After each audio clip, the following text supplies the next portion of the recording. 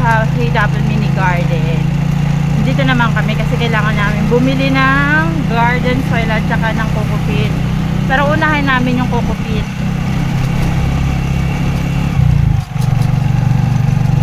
Samahan nyo kami sa aming bili ng coco peat. Guys, tignan nyo yung daan namin, oh. Diba? Ang ganda.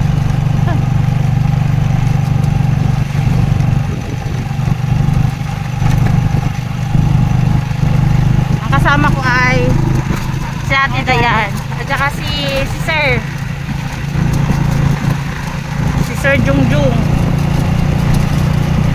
Guys, medyo malayo yung pupuntahan namin. Malayo, no? Malayo na yun para sa amin. Malayo na yun. Bibili lang kasi kami ng coco peat. Tsaka garden soil.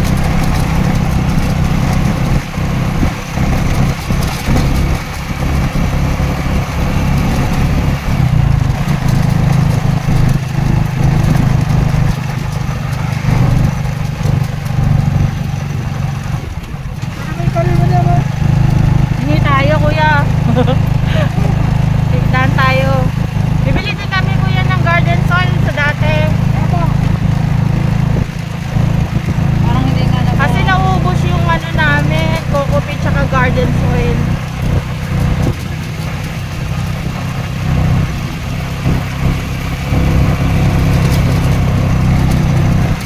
Guys, dito yung UP Mindanao. Yan o. UP Mindanao.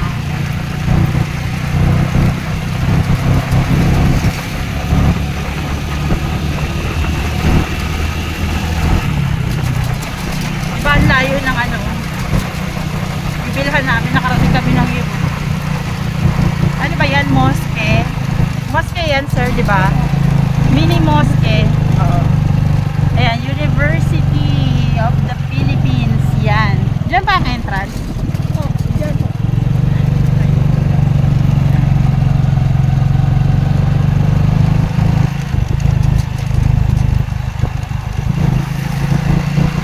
Wow. Ang sarap ng hangin, no? Ang lamig. Diba guys, medyo malayo yung binibilhan namin ng coco peat.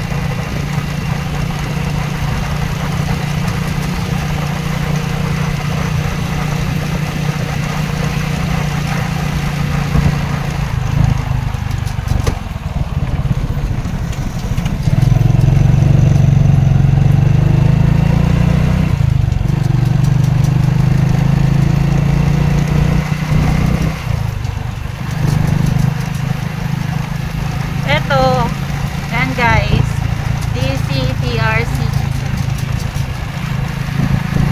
Rehabilitation Center, DSWD.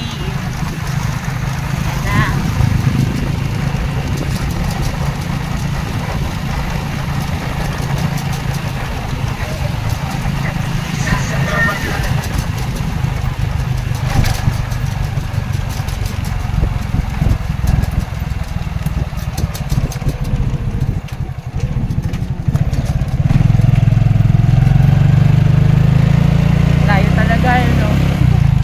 At least nakagala kayo guys dito sa lugar namin.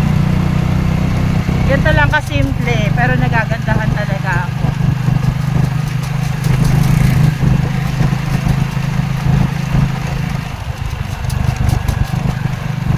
Ayun o, yung mga nyug, itatanim nandyan. Yan, yung nakikita nyo may mga green na yan.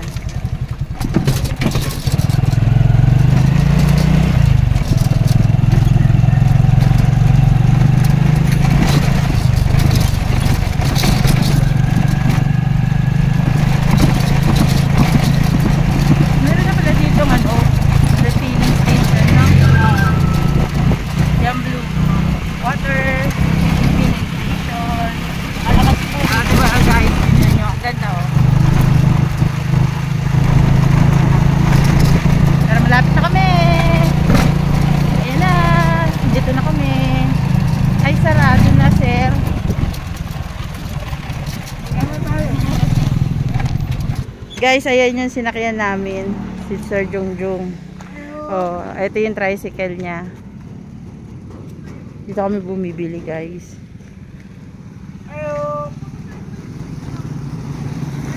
Diba ang ganda na sasakyan namin ng Presko?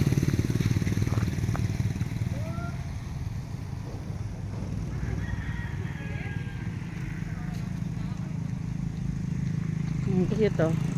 May kawayan sila. Oh. Mini kawayan.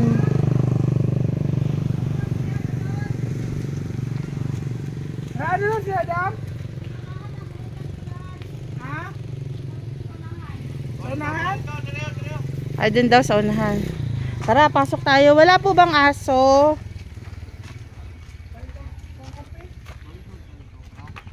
Naku po, sana na wala namang ano. Doggy dog. Oo. Kaya kabahan ako eh. Laki dito. Ganda na nga. Magandang araw po. Ay, ayun pala. Guys, dito lang kami muna. Magandang araw po. Guys, so, maganda na lugar nila dito. Presko. Guys, may American lemon sila doon. Oh. Pwede makita po? Wala namang aso na po. Ah, guys, may American lemon si tatay dito. Dami nilang manok dito. Tingnan. Ay, galing. Guys, tignan nyo yung tanim nila, oh, American lemon.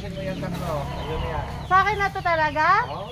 Uy, guys, tignan nyo, libre daw. Sa amin na lang daw itong tatlo. American lemon. Oh, binigay ni tatay. Di ba dito binibigay lang? Kasi ito. Kasi yan. Ay. Ate Dayan. May isa pa dito. Thank you po. Ang laki naman. Ay, ang galing. May isa pa dili. Bigay ni tatay. Ayan guys. Anong tawag dito? American lemon daw, sabi ni tatay. American lemon. Ay, talaga tayo, salamat. Ay, ayun. Ate Dayan. Nilalagay namin tayo ito sa tubig. Maganda to. Salamat. Tabi-tabi po. Ayun guys, oh. Ito. Sige. Salamat. Kahit maghintay ako kasi binigyan ako ni tatay ng lemon. Ano to, tay? Buto lang to nung tinanim mo? Hindi. Grafted? Yes. Ah, talaga. Nag-grafted sila. Salamat, tay. Salamat po. Thank you po ng marami. Guys, tignan nyo. Oh. Puro lupa kasi mababa siya sa lupa. Salamat po.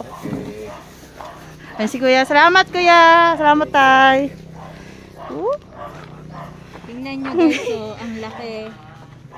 Libre lang. Binigay nila. Oh, diba? Oh. Ang bango. Ang lalaki naman dito ng lemon nila. Baka nilalagyan ng fertilizer. Grafted to, no? Ang galing. Guys, mahal to sa palengke yung maliit nito. Ay, nasira. Madam, ilan po? Ilan? Ilan sa po? 5? 5. Yan, ganda yan. Oo. Juice. Oh, sa tubig po, tay. Ilagay sa water ba? Oo. Overnight. Pang ano? Wala tayong plastic. Hindi tayong plastic. Ayun, doon sa lalagyan natin sa plastic. Dito yan. Ito yung ano nila. Bodega nila. Dami oh. Ito yung ginagawa nila. Ito yun. Tapos, yung mga yan, ginagawa nilang lubid. Diba tayo lubid, ginagawa nyo to? Ayan. Dito kami nabili. Dami nilang stock. Ayan. Saan nyo? Si Ate Dayan, busy sa lemon. Alam nyo guys, kaya sinusuportahan ako sa pagkuha ng lemon ni Ate Dayan kasi paborito niya yan eh. Nilalagay niya yan, ano, yung lemon sa tubig na maligamgam tapos may asin. Yung, ano bang asin yun? Himalayan salt. Ayan. No, nakakatuwa naman. Binigyan kami ni tatay ng lemon, guys.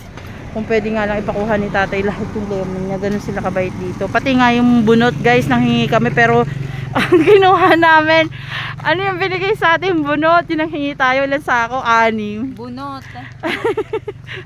Binigyan din kami ng bunot. Ay, teka.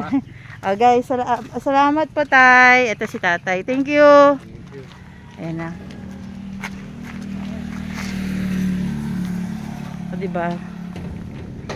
Kailangan yan namin kasi, guys, yung lupa namin medyo matigas. Kaya kami yung mag-a-adjust na lang. Hindi kasi mabubuhay yung halaman pagka ganun. Si Sir Joke yung aming suki. Guys, meron ditong Life Giver Foursquare Gospel Church.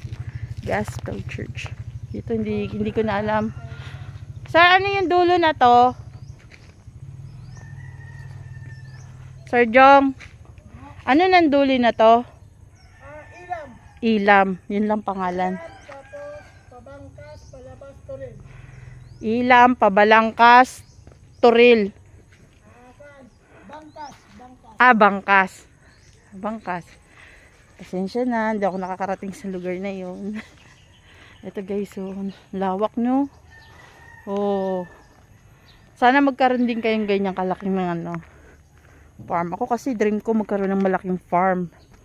Itanim yung mga itinatanim ko doon ngayon. Tulad ng lychee, blueberry, cherry. Ganun ba? Ewan ko ba masaya ako sa mga ganung sitwasyon yung nagtatanim. Ayun sila oh. Tingnan nyo guys. Oh. Ganda ng lugar nila dito no. Simpleng simple oh. Buhay probinsya guys. Ito yung Davao kung makita nyo. Hindi naman nakakatakot dito pag sinabi na Mindanao. Hindi naman lahat ng part ng Mindanao nakakatakot. Tulad nito, tignan nyo. Tahimik naman dito sa lugar namin. Ayan. Uwi na kami. Bibili naman kami guys ng garden soil. Wait lang. May iwanan ako kaso may tricycle. Ayan na.